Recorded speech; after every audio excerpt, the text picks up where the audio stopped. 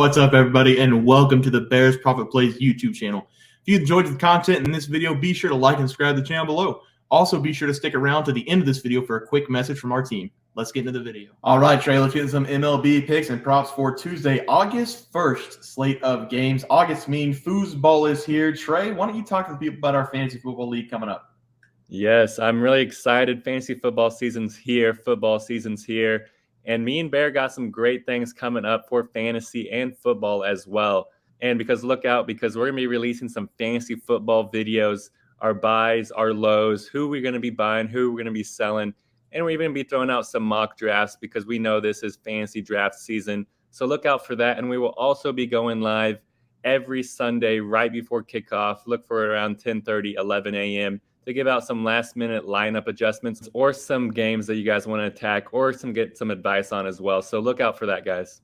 Yeah, I am very excited for the upcoming football season. I've been ticking down since day 89, and we are so close, but we got to finish up baseball. We got to finish strong for baseball. Let's take a look at that leaderboard. Start us off. Yes, yesterday I went 0-1. I did not finish strong yesterday because I gave out the Yankees plus 1.5 on the full game run line versus the Rays. And this one hurt because, like me and Bear always say, we record the night before.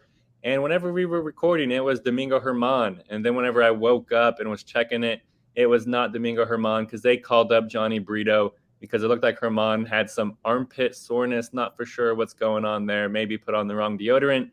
Either way, it did not end up good for us because the Yankees, they lost this game by a score of 5-1. It was not my fault. Blame Germán. Yeah, Trey, I had the game of the month. The Astros against the Guardians. We did win part of the game of the month, I guess. They did cover the -1.5 on the run line. Took them forever to get some runs on the board. We lost the Yurfie. I'm just going to break it down. Jose Altuve started the game with basically a running bunt. He got the first. He stole a bag. Kyle Tucker sent a blooper into center field. I thought Altuve could have scored. He got a bad read on the ball, so we had first and third, one out. Brayan comes up. Jose Ramirez, one of the best players in baseball, diving stop, looked back. Altuve threw it to first, 2 outs, and then Jordan had a really good hit. He got a lot of the ball, warning track, power center field. So we didn't cash the Yurfie, so there's one loss. We didn't win the first 5 because I was texting Trey. This might have been the luckiest I've ever seen a pitcher be. I think he ended with 68 pitches, 2 walks, no strikeouts. Everything was hit hard, just right at people, and they made miraculous plays in the outfield. So tough break there for the first 5, and then the Astros poured it on after Noah Syndergaard went out with he kicked the ball in 102-mile-per-hour, hit right back at him, kicked the ball right in front of him to get an out.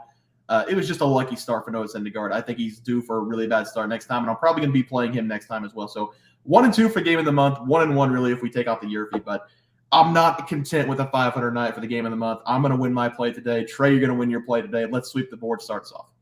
Yes, it's going to be back-to-back nights. My play is not on the board yet, but I still have confidence in it. I'm going to be attacking this Oakland Athletics versus Los Angeles Dodgers game.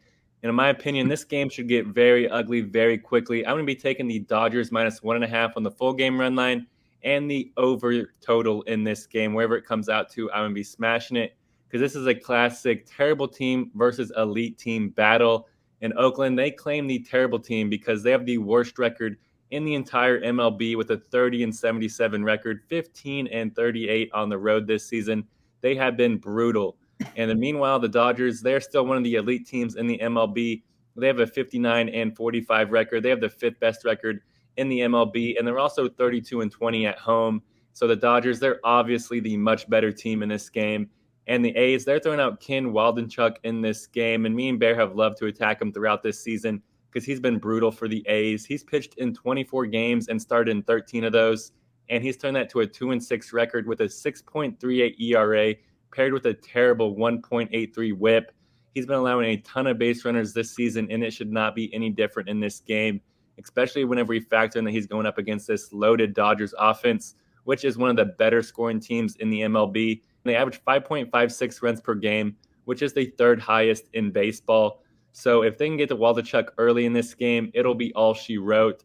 And the Dodgers, they have made a lot of moves at the trade deadline, and one of them was acquiring Lance Lynn from the White Sox.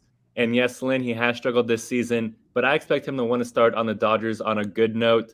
And he started in 21 games, and he's turned that to a 6-9 record with a 6.47 ERA and then paired with a 1.46 whip. But the Dodgers, they are giving him a cupcake matchup here versus the Athletics. because the A's, they're a dead last when it comes to scoring runs. They only average 3.62 runs per game. So give me the much better team here with the Dodgers minus 1.5 on the full game run line versus the A's and the over total in this game as well. Yeah, Trey, I like both those plays. For my play today, I'm going to be looking at the Cincinnati Reds going up against the Chicago Cubs. I really like the pitching matchup in this game for the Cubs, and I'm going to actually give out Justin Steele on the player prop side, so I'm going to leave him out of this explanation.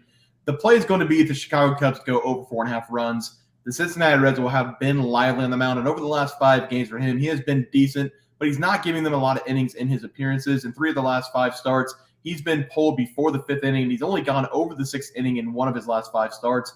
In those games, he's given up 2+ earned runs in 3 of the 5 games as well. So his numbers look decent on the earned runs allowed, but he's not going deep in these games. So it's hard to determine how he's going to do in this one. What I'm hoping for in this game is that Ben Lively only goes 4 or 5 innings like he's been doing the last 5 games, giving up a couple runs, and then we get that Cincinnati Reds bullpen. And I think the Chicago Cubs can do a lot of damage with them. The Reds have nearly a 4 ERA in the bullpen right now, and they have given up the 10th most hits by any bullpen so far in the MLB. The Cubs went out and got Candelario from the Washington Nationals, my Washington Nationals. So that lineup got even better in my opinion. It looks like he will be starting at third base in this game, and I really think he's going to make an immediate impact to an already good Chicago Cubs team who is top 10 in runs scored per game. Give me the Cubbies to go over 4.5 team total runs tomorrow against the Cincinnati Reds as my play. Trey, let's go on over the player prop. Start us off. Yeah, I went 1-1 yesterday because I gave out Kristen Yelich over 7.5 fantasy score versus the Nationals and Andrew Abbott under 2.5 earned runs allowed versus the Cubs. And the Brewers, they only scored 3 runs in their game yesterday, but it was not Yelich's fault because he went 3 for 5 in this game with a run scored. He had 2 singles and a double, so he ended up with 13 fantasy points. So he absolutely crushed the over there. But Abbott, he did have a rough start versus the Cubs. He only pitched in 3 1/3 innings, and he allowed 4 runs on 5 hits. It all happened very quickly for Abbott. I didn't even have time to even realize what was going on before he got rocked and exited this game. So I went 1-1 yesterday, but I'm looking to sweep the board today. Yeah, Trey, I had Tajon Walker over 6.5 outs, so I'm 1-0 on the day against the Miami Marlins. I also gave out his wins, but I didn't take it. And then I also had Fernando Tatis Jr. over 1.5 bases, but I did not get him on PrizePicks because it was not offered. I took him over 2.5 bases on FanDuel because his over 1.5 bases was minus 220 in this game for the Rockies, so I'm not going to take that juice. So I went over 2.5 bases. Hopefully he does get at least 3 bases for us in this game so I can sweep the board. But we're 2-1 right now. Let's sweep the board tomorrow. Trey, start us off. Yes, I'm going to be starting it off with Ronald Acuna Jr. here, over 10.5 fantasy score versus the Angels. No matter where this comes out, just smash it because he's been an absolute beast this season, especially over his last 7 games. Because over his last 7 games, he's collected 11 hits, 1 home run, 3 RBIs, and 8 runs scored, and not even mentioning his 6 walks and 7 stolen bases. And that comes out to a 440 batting average with a 584 on-base percentage.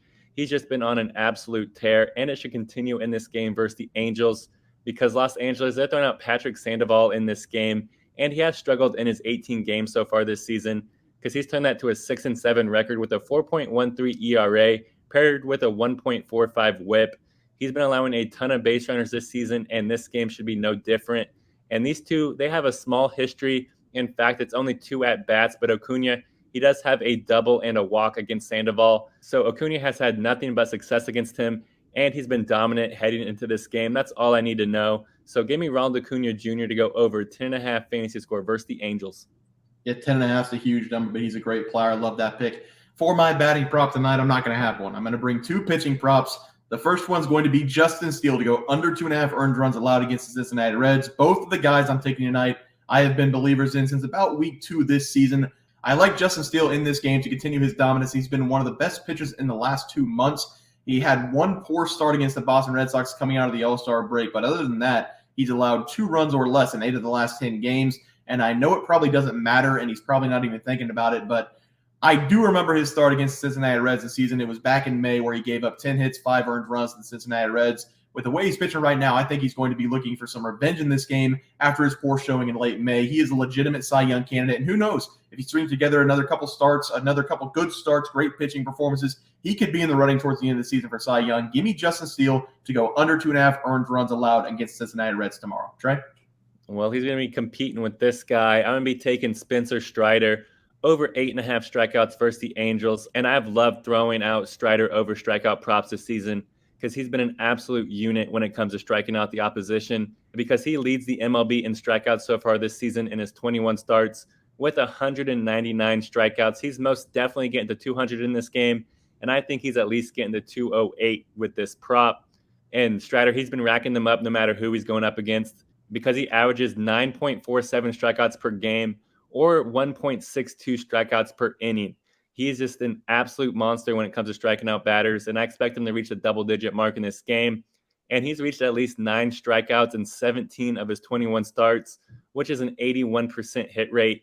And he's getting a great matchup here versus the Angels, because the Angels, they love to strike out. They strike out an average of 9.18 times per game, which is the 6th highest in the MLB.